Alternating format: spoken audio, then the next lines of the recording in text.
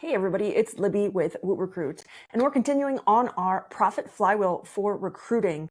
What are the things to look for? We've covered a bunch already. There's already, I think, 4 previous videos. We're on video 5, and this is actual applies. These are the applications submitted. We're going to dive into our Profit Flywheel for recruiting, and we're going to dive into what's important in this stage. What should we look for? What does good look like? What does bad look like? And just a few tips on how can we fix this? How can we simplify it? So I'm going to share my screen. We're going to dive in. Chris, do you want to introduce yourself while I'm prepping the screen? Yes. So my name is Chris. I am the CTO or the Chief Technical Officer here at WootRecruit. So I am all things systems, all things just keeping that engine running as efficiently as possible. All right, great, Chris. And we're going to jump into actual applies. So I like to give the definition of what this actually means. So actually applies means it's the number of people who completed or submitted your job application, whether they passed or failed. Yep. They completed your job application. Why is this important?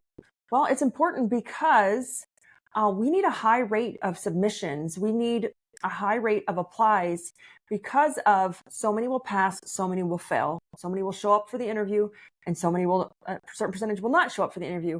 And so we need to get a decent number of applications submitted to hit our long-term goal, which is related to our revenue goal. And we have a free gift for you guys that are watching is our hiring goal calculator. It will help you determine if I want to be $1 million company, well, what does that mean for hiring? How many interviews do I need? How many applies? How many scheduled? How many showed? And we're going to drop that link in the comments. So make sure to grab that. It's a free gift for you so that you know what you're doing when it comes to recruiting. It's just not like the pray and spray method or let's throw it on the wall and see if it sticks. Chris made this amazing calculator and we'll make sure to drop it in the notes.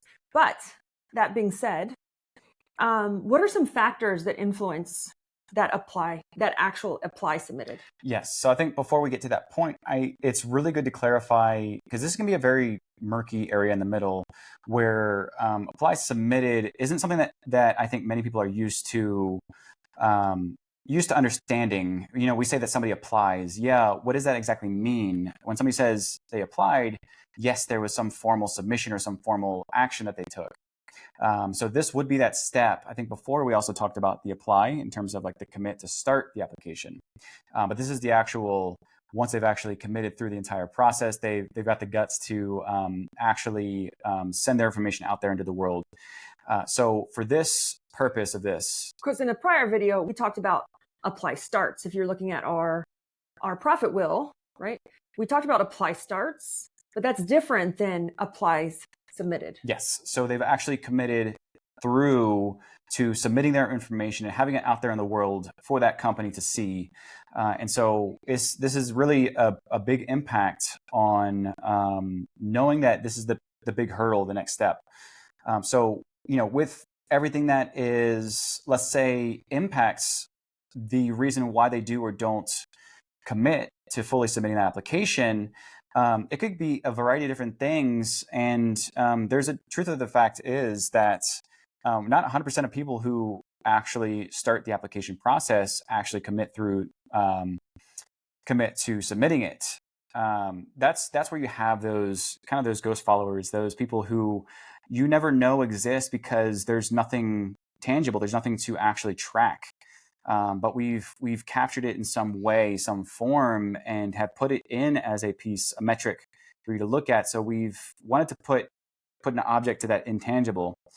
But for the apply starts, this can be anywhere. When we're talking about healthy recruiting, it can be anywhere from 50% to 80% who actually commit through once they actually start the application process.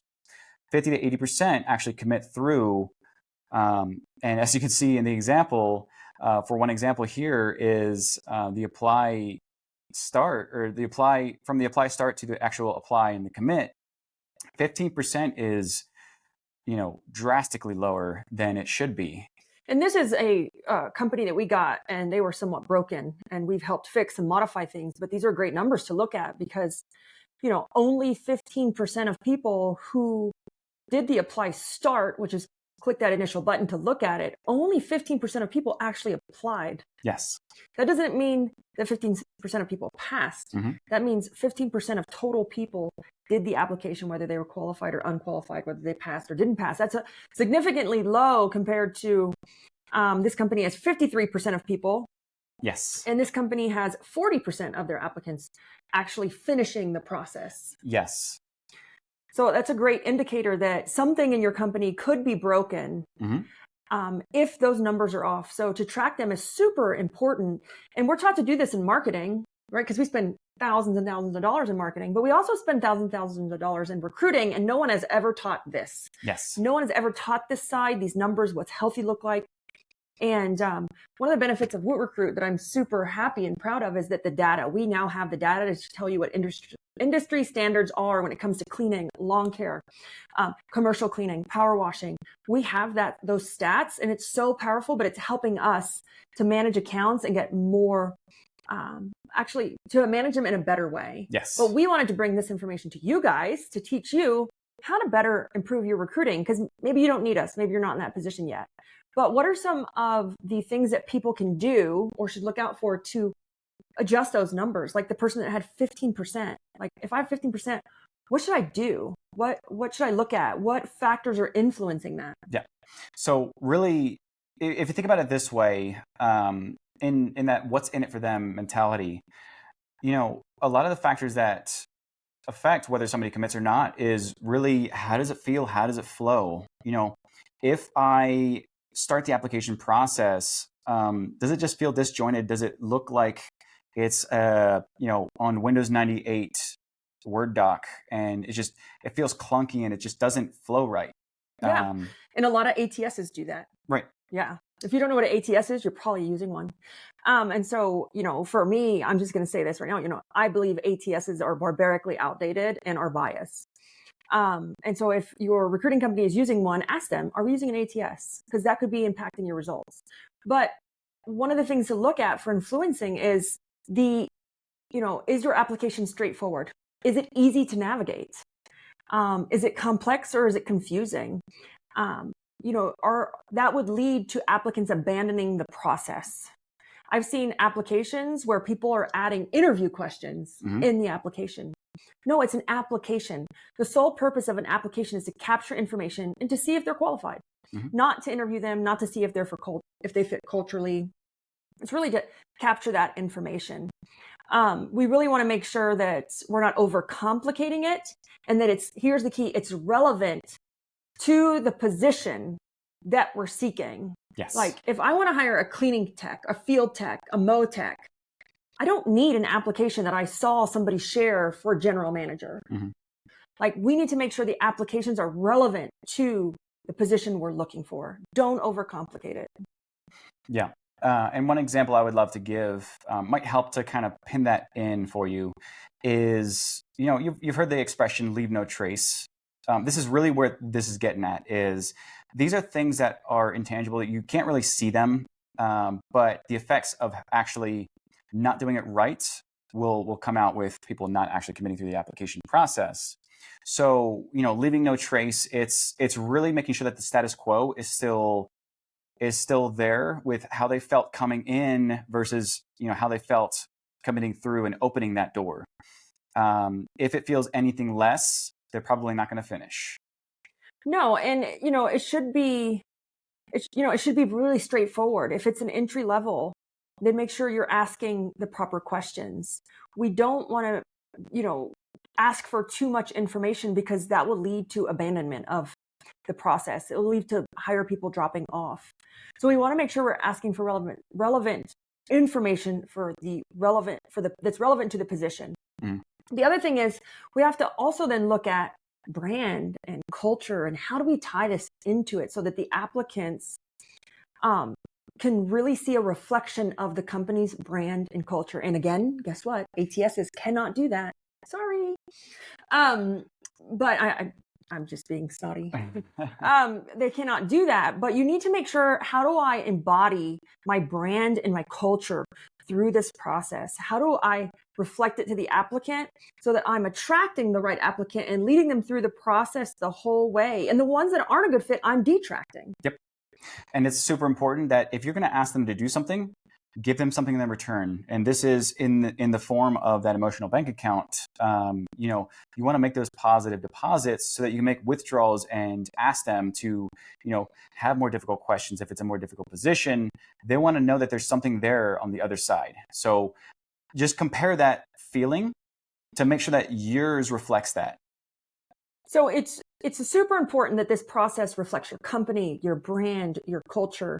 It's in line with the relevant position. We're not asking certain questions, or we're not asking like, hey, email me this or that. Like, this is an application. This is not a time to jump through hoops. It's, are you qualified or are you not for this position?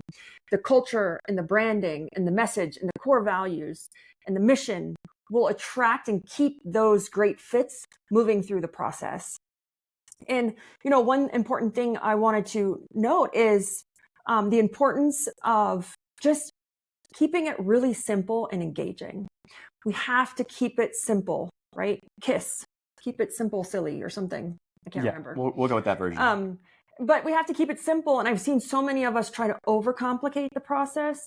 So keep it simple, use good tools, maybe like WootRecruit, but use good tools to help really streamline your process, and do not automate your process yet until you have a process. That's what WootRecruit provides for our customers, is a process. We made one. We give you our process. But if you don't have one, that's okay.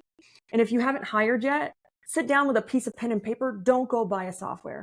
You have to create kind of what you want. You have to learn. You have to understand your market, your culture, what you're looking for. You have to create that perfect avatar. That's a whole nother talk. Mm-hmm. Your company or your tech avatar, your employee avatar. But at the end of the day, you really want to make sure it highlights your brand and your culture to make sure applicants are even more attracted to finishing that process. Because we all have been there. Phone rings, kids cry, I got a text, you name it. And they could drop off anywhere in that process. But was it so engaging, or those words resonated with them so much they remember to go back and finish the process? Yes. So any last key takeaways, Chris, that you can think of? Really the only takeaway here is just making sure that you're making more deposits than you are withdrawals through that experience. Awesome. All right, guys. So again, we are doing a series of these, of the recruiting, or the Profit Flywheel for recruiting. And stay tuned, because we have at least 12 or 13 of these videos that are coming out in a series. And it is the key to creating profit in your business, because if we hire wrong, it is one of the most costly mistakes that we can make. And we all know as owners, at the end of the day, that comes out of the bottom line.